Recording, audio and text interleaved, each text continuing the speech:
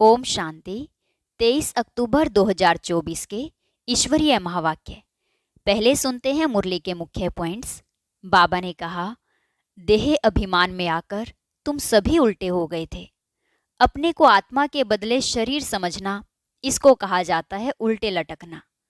यह ज्ञान जो अभी तुमको मिलता है, इसे पहले स्वयं में धारण कर फिर दूसरों को भी कराना चाहिए। हर एक को टीचर बनना है। टीचर बनने से ही तुम प्रजा बना सकते हो। जितना बहुतों का कल्याण करेंगे उतना उच्च पद पाएंगे। फिर बाबा ने कहा, पहले तुम आसुरी इज्जत वाले थे, अब फिर दैवी इज्जत वाले बन रहे हो।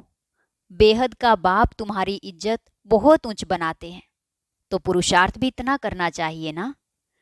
परंतु कई बच्चों से माया ऐसी गफलत कराती है जो बेहद के बाप को याद करना ही भूल जाते हैं। तुम्हारे अंदर कोई भी विकार का भूत नहीं होना चाहिए, यह बहुत खराब है। कामी की हेल्थ बिगड़ती रहती है।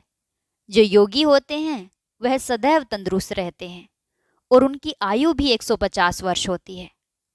लास्ट में बाबा ने कहा, बच्चे अब धैर्य धरो, बाकी थोड़ा समय तुम इस रावण राज्य में हो। अगर अच्छी रीति पढ़ेंगे तो सुख धाम में चले जाएंगे। अब इस दुख धाम को भूलते जाओ, अपने शांति धाम और सुख धाम को याद करो। और अब सुनते हैं महावाक्यों को विस्तार से। मुरली का सार। मीठे बच्चे, तुम्हारी यात्रा बुद्धि की है, इसे ही रूहानी यात्रा कहा जाता है। तुम अपने को आत्मा समझते हो, शरीर नहीं। शरीर समझना अर्थात उल्टा लटकना। प्रश्न, माया के पोंप में मनुष्यों को कौन सी इज्जत मिलती है? उत्तर, आसुरी इज्जत। मनुष्य किसी को भी आज थोड़ी इज्जत देते हैं, कल उसकी बेइज्जती करते हैं, गालियां देते हैं। माया ने सबकी बेइज्जती की है, पतित बना दिया है। बाप आए हैं तुम्हें दैवी इज्जत वाला बनाने। ओम शांति। रूहानी बाप रूहों से पूछते हैं, कहाँ बैठे हो? तुम कहेंगे विश्व की रूहानी यूनिवर्सिटी में। रूहानी अक्षर तो वो लोग जानते नहीं। विश्वविद्यालय तो दुनिया में अनेक हैं। यह है सारे विश्व में एक ही रूहानी विद्यालय, एक ही पढ़ाने वाला है। क्या पढ़ाते हैं? रूहानी नॉलेज। तो यह है स्पिरिचुअल विद्यालय अर्थात रूहानी पाठशाला। स्पिरिचुअल अर्थात रूहानी नॉलेज पढ़ाने वाला कौन है? यह भी तुम बच्चे ही अभी जानते हो। रूहानी बाप ही रूहानी नॉलेज पढ़ाते हैं, इसलिए उनको टीचर भी कहते हैं। स्पिरिचुअल फादर पढ़ाते हैं। अच्छा, फिर क्या होगा? तुम बच्चे जानते हो, इस रूहानी नॉलेज से हम अपना आदि सनातन देवी देवता धर्म स्थापन करते हैं। एक धर्म की स्थापना, बाकी जो इतने सब धर्म है उनका विनाश हो जाएगा। इस स्पिरिचुअल नॉलेज का सब धर्मों से क्या ताल्लुक है, यह भी तुम अब जानते हो। एक धर्म की स्थापना इस रूहानी नॉलेज से होती है। यह लक्ष्मी नारायण विश्व के मालिक थे ना, उनको कहेंगे रूहानी दुनिया, स्पिरिचुअल वर्ल्ड। इस स्पिरिचुअल नॉलेज से तुम राजयोग सीखते हो, राजाई स्थापन होती है। अच्छा, फिर और धर्मों से क्या ताल्लुक है? और सभी धर्म विनाश को पाएंगे, क्योंकि तुम पावन बनते हो तो तुमको नई दुनिया चाहिए। इतने सब अनेक धर्म खत्म हो जाते हैं, एक धर्म रहेगा। उसको कहा जाता है विश्व में शांति का राज्य। अभी है पतित अशांति का राज्य, फिर होगा पावन शांति का राज्य। अभी तो अनेक धर्म हैं, कितनी अशांति है, सब पतित ही पतित हैं। रावण का राज्य है ना। अब बच्चे जानते हैं 5 विकारों को जरूर छोड़ना है। यह साथ में नहीं ले जाने हैं। आत्मा अच्छे व बुरे संस्कार ले जाती है ना। अब बाप तुम बच्चों को पवित्र बनने की बात बताते हैं।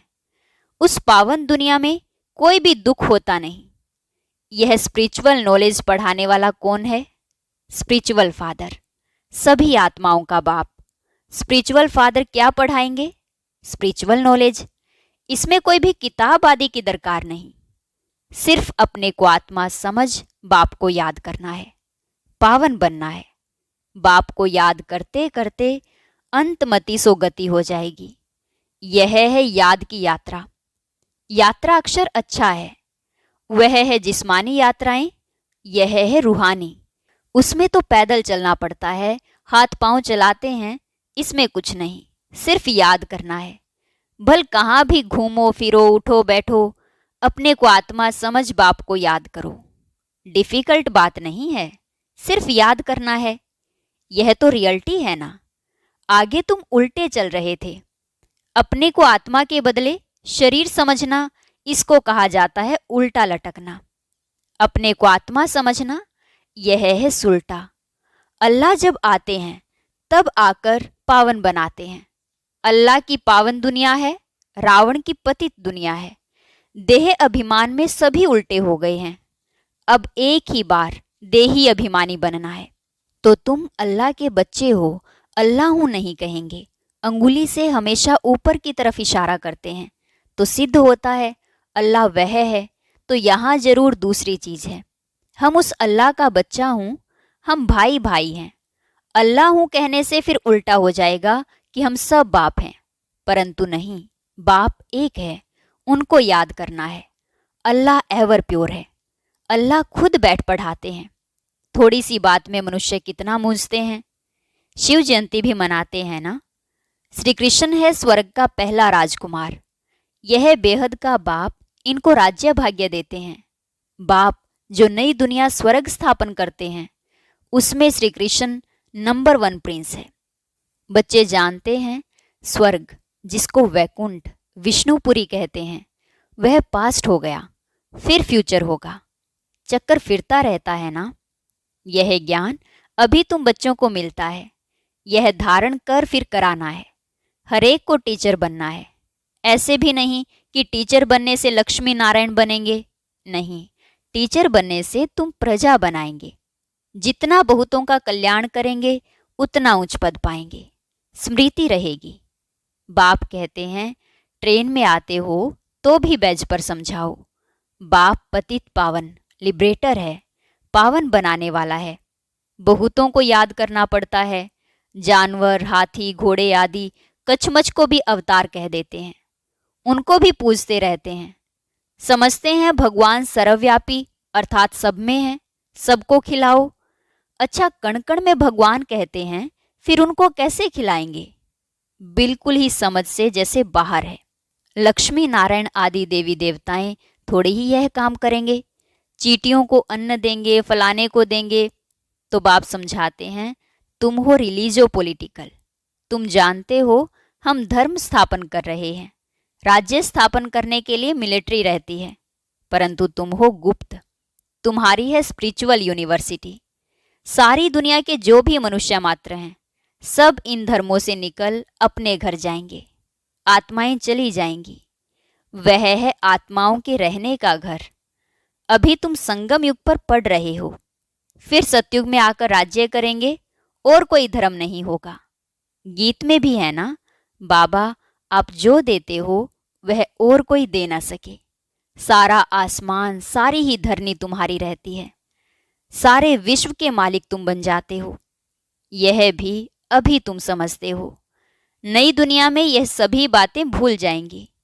इसको कहा जाता है रूहानी स्पिरिचुअल नॉलेज। तुम बच्चों की बुद्धि में है कि हम हर 5000 वर्ष बाद यह राज्य लेते हैं, फिर गवाते हैं। यह 84 का चक्र फिरता ही रहता है। तो पढ़ाई पढ़नी पड़े तभी जा सकेंगे। पढ़ेंगे नहीं तो नई दुनिया में जा नहीं सकेंगे। वहां का तो लिमिटेड नंबर है। नंबरवार पुरुषार्थ अनुसार वहां जाकर पद पाएंगे। इतने सब तो पढ़ेंगे नहीं। अगर सभी पढ़ें तो फिर दूसरे जन्म में राज्य भी पावें। पढ़ने वालों की लिमिट है। सतयुग त्रेता में आने वाले ही पढ़ेंगे। तुम्हारी प्रजा बहुत बनती रहती है। देरी से आने वाले पाप तो भस्म कर ना सके। पाप आत्माएं होंगी तो फिर सजाएं खाकर वो थोड़ा पद पालेंगी, बेइज्जत होंगी। जो अभी माया की बहुत इज्जत वाले हैं वह बेइज्जत बन जाएंगे। यह है ईश्वरीय इज्जत, वह है आसुरी इज्जत। ईश्वरीय अथवा दैवी इज्जत और आसुरी इज्जत में रात दिन का फर्क है। हम आसुरी इज्जत वाले थे, अब फिर दैवी इज्जत वाले बनते हैं। आसुरी इज्जत से बिल्कुल बैगर बन जाते हो। यह है कांटों की दुनिया। तो बेइज्जत हुई ना, फिर कितनी इज्जत वाले बनते हो। यथा राजा रानी तथा प्रजा। बेहद का बाप तुम्हारी इज्जत बहुत ऊंच बनाते हैं, तो इतना पुरुषार्थ भी करना है। सब कहते हैं हम अपनी इज्जत ऐसी बनावे, अर्थात नर से नारायण, नारी से लक्ष्मी बन जावे। इनसे ऊंच इज्जत कोई की है नहीं। कथा भी नर से नारायण बनने की ही सुनते हैं। अमर कथा, तिजरी की कथा, यह एक ही है। यह कथा अभी ही तुम सुनते हो।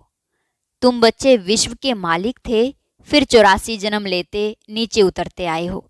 फिर पहला नंबर का जन्म भी होगा।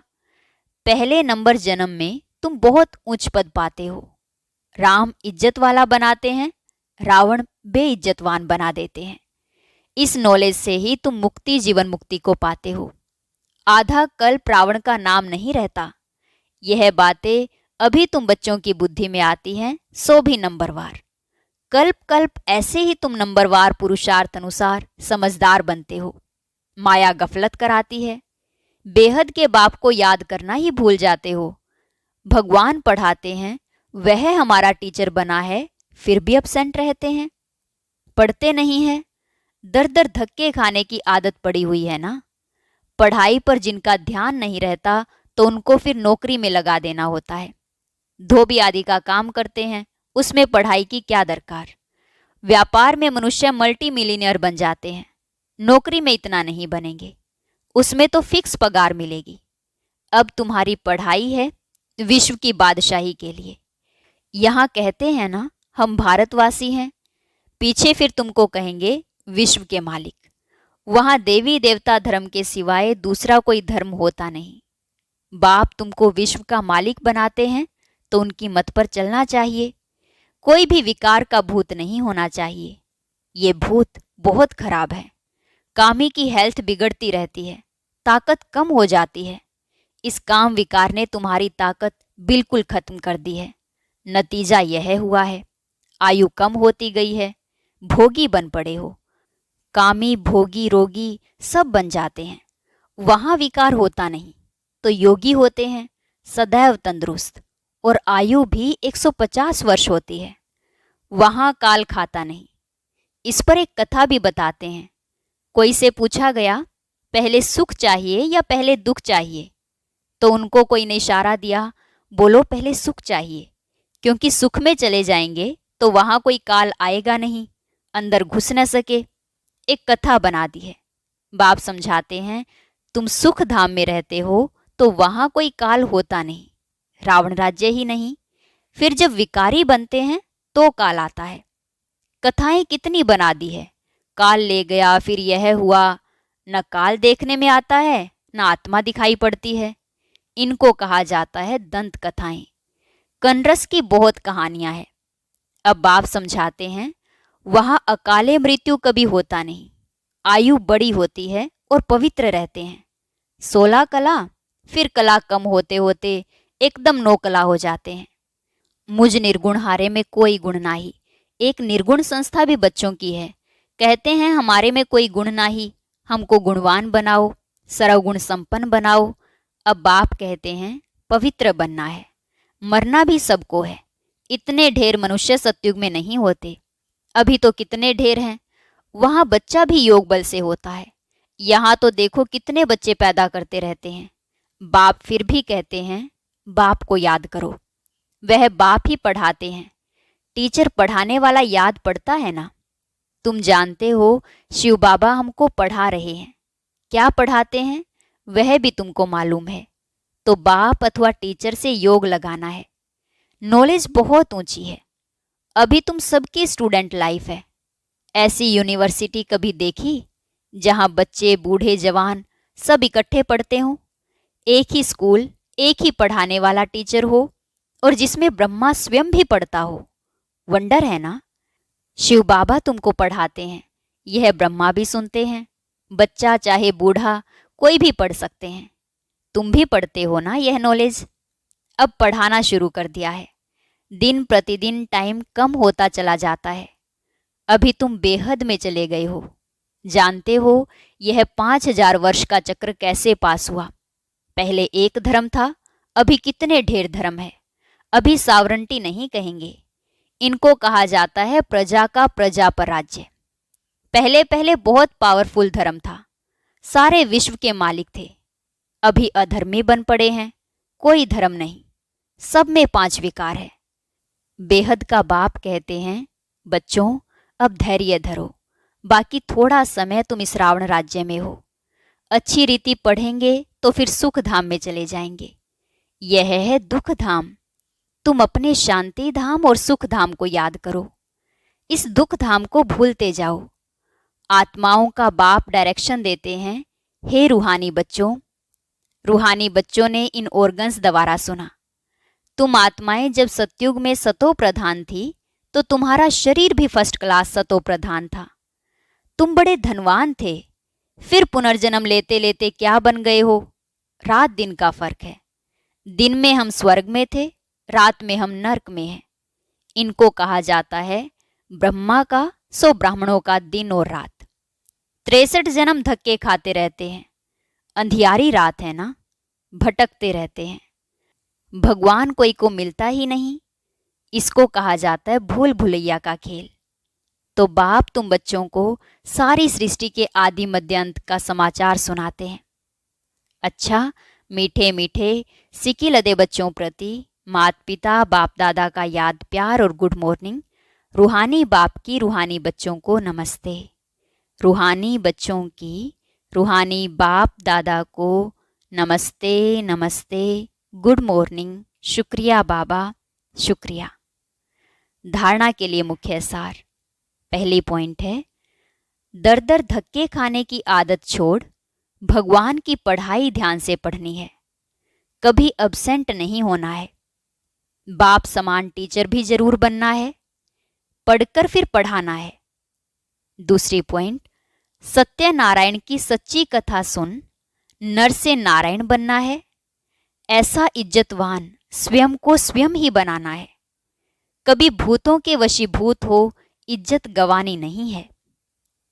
वरदान, संबंध और प्राप्तियों की स्मृति द्वारा सदा खुशी में रहने वाले सहज योगी भव। संबंध और प्राप्तियों की स्मृति द्वारा सदा खुशी में रहने वाले सहज योगी भव। सहज योग का आधार है संबंध और प्राप्ति। संबंध के आधार पर प्यार पैदा होता है और जहां प्राप्तियां होती है वहां मन बुद्धि सहज ही जाता है। तो संबंध में मेरेपन के अधिकार से याद करो, दिल से कहो मेरा बाबा। और बाप द्वारा जो शक्तियों का, ज्ञान का, गुणों का, सुख शांति आनंद प्रेम का खजाना मिला है, उसे स्मृति में इमर्ज करो। इससे अपार खुशी रहेगी और सहज योगी भी बन जाएंगे। स्लोगन है, देह भान से मुक्त बनो तो दूसरे सब बंधन स्वतः खत्म हो जाएंगे। देह भान से मुक्त बनो तो दूसरे सब बंधन स्वतः खत्म हो जाएंगे। ओम शांति। आज के ज्ञान मोती में बाबा ने बताया कि लास्ट घड़ी से कुछ समय पहले स्पष्ट साक्षात्कार होगा। अब ऐसे कौन से राज हैं जो उस घड़ी खुलने वाले हैं, ये जानने के लिए सुनते हैं आज का अव्यक्त ज्ञान मोती।